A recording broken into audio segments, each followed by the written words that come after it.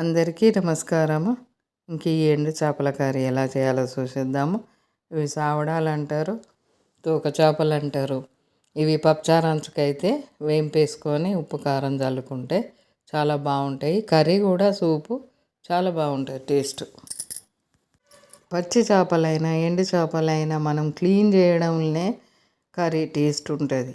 మనం మామూలుగా అలా ఇలా అడిగేసి వండి బాగాలేదు, నీసు వాసన వస్తుంది అని అనుకోకుండా మనం పచ్చి చేపలు వాడితే ఎంత బెనిఫిట్స్ ఉంటాయో ఇంకా ఎండు చేపలలో కూడా అంతకంటే ఎక్కువే ఉంటుంది అని అంటూ ఉన్నారు. మనకు పెద్దవాళ్ళు అయితే అసలు ఎండు చేపలు రోజు కూరగాయలలో తప్పనిసరి వేసి వండుకునేవాళ్ళు. ఇంకా ఇప్పుడైనా ఎప్పుడో ఒకసారి వండుకోవడం, కానీ వాళ్ళు డైలీ కూరగాయలు, ఎండు చేపలకు ఎండు చేపలు, మళ్ళీ మామూలుగా పచ్చి చేపల కర్రీ వండే రోజు పచ్చి చేపల కర్రీ, వేరే కర్రీస్ వండుకునే రోజు వేరే కర్రీసు. కూరగాయలు ఎట్లా తింటారో ఎండు చేపలు కూడా మామూలుగా వాళ్ళు ఏం పెద్దగా అన్నీ ఇలా అలా చేసి వండకున్నా కానీ మామూలుగా ఇట్లా కడిగేసుకోను, లేకపోతే నిప్పుల మీద వేంపేసుకోను కూర ఉడుకుతా అంటే అందులో వేసేవాళ్ళు అంతే. ఇప్పటంతా అపరూపంగా వండేవాళ్ళు కానే కాదు. అప్పుడు అంత మంచి టేస్ట్ ఉండేది కర్రీ.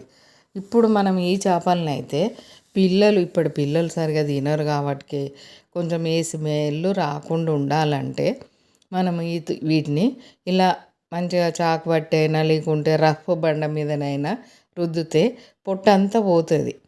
కడుగుడు కూడా మంచిగా గోరువెచ్చటి వాటర్లో సాల్ట్ వేసేసి ఒక 5-6 సార్లు కడిగినామంతో ఎంత మంచిగా శుభ్రం అయిపోతాయో. అసలు మనం చేపల కూర వండామని అనుకోము, అంత బాగుంటాయి. అట్లా గీకిన తర్వాత మంచిగా ముక్కలు కట్ చేసేసి కొంచెం లైట్గా వేంపడం వల్ల కూడా మంచిగా వదులుతుంది దానికి ఉన్న నీసు వాసన కానీ పొట్టు, ఇంకేమన్నా పొట్టు ఉన్నా కానీ మనం వేంపడం వల్ల వేడితోటి వెళ్ళిపోతుంది. ఇలా మనకు వాటర్ పెట్టేసుకొని సాల్ట్ వేసి ఒక 2-3 సార్లు మార్చుకుంటూ వాటర్ కడుక్కోవాలి. కడిగినాక మనం ఆయిల్ పొయ్యి మీద పెట్టేసి మెంతులు, జీలకర్ర వేసినామంటే వెంబడే ఈ కడిగిన చేపలు వేసేయాలి. వాటర్ అంతా పిండేసుకొని కడిగిన చేపలు వేసేయాలి. వేసి కొంచెం వేంపాలి. ఇందులోనే అల్లము, పసుపు వేసుకోవాలి. ఈ కర్రీస్ వండేటప్పుడు తప్పనిసరి మెంతుకూర వేసినా కానీ మెంతులు, జీలకర్ర వేసుకోవాలి తాలింపుకు. ఇంకా కొంచెము ఇలా వేగిన తర్వాత అల్లము, పసుపు వేసి మంచిగా అల్లము, పసుపు కొంచెం వేగిన తర్వాత కొంచెం ఉల్లాకు ఉంటే వేసాము, మన ఇంట్లో చెట్లకి వెళ్ళింది ఉల్లాకు వేసేసుకోవాలి. ఈ టైంలో కొత్తిమీర వేసుకోవాలి, మెంతికూర వేసుకోవాలి. మెంతికూర ఉంటే, కొత్తిమీర ఉంటే, ఉల్లాకు ఒకసారి వేసి కలిపిన తర్వాత తగినన్ని ఉల్లిపాయలు కట్ చేసి వేసుకోవాలి. ఈ సైజు ముక్కలే కట్ చేసుకోవాలి, మరి చిన్నగా కట్ చేయకూడదు. మేమైతే పొడవుగా కట్ చేయము.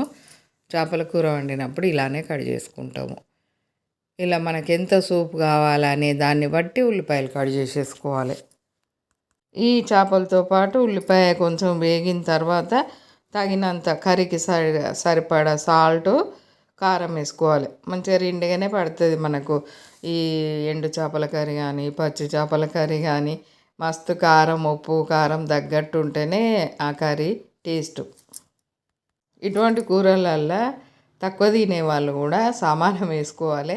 తెల్లవారి మొత్తం కర్రీస్లో ఉప్పు తగ్గించుకోవాలి. అప్పుడే ఈ కూర తిన్నామా అంటే తిన్నామన్నట్టు ఉంటుంది. ఉప్పు తినని వాళ్ళు ఈ కర్రీ తిన్నాక 2 రోజులు ఉప్పు బంద్ చేసుకోవాలి వేరే కర్రీస్లో. ఇట్లా ఉప్పు కారంతో పాటు ఉడికిన తర్వాత చింతపండు రసం వేసుకోవాలి. చింతపండు రసం వేసేసి మనకు ఎర్ర కట్ట వచ్చే వరకు మసలని చేయాలి ఈ పులుసును.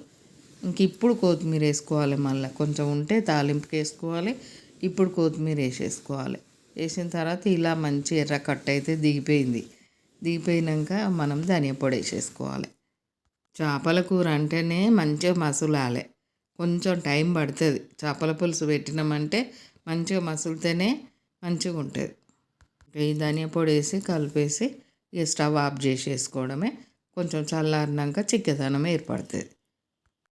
ఇంకా ఇవైతే చేపలు ఒక్కసారి టేస్ట్ చేసామంటే వదలం. ఈ పులుసులో ఉడికిన ఈ సావడాలు, తోక చేపలు బాగుంటాయి. పీసులు కూడా మంచిగా ఉంటాయి, తినడానికి కూడా మంచిగా ఉంటాయి. టేస్టీ టేస్టీ ఎండు చేపల కర్రీ అయితే రెడీ అయిపోయింది. మీకు ఎలా వచ్చిందో కామెంట్ పెట్టండి. తప్పకుండా వీడియోలు అన్నీ చూసి సపోర్ట్ చేయండి. మన వీడియోస్ కొత్త వంటలు, పాత వంటలు, మనము బయట నుండి ఎక్కువ ఫుడ్ కలర్లు తెచ్చేయకుండా ఇంట్లో ఉన్న వాటితోటే చేసే వంటలు ఉంటాయి. లైక్ చేయండి, షేర్ చేయండి.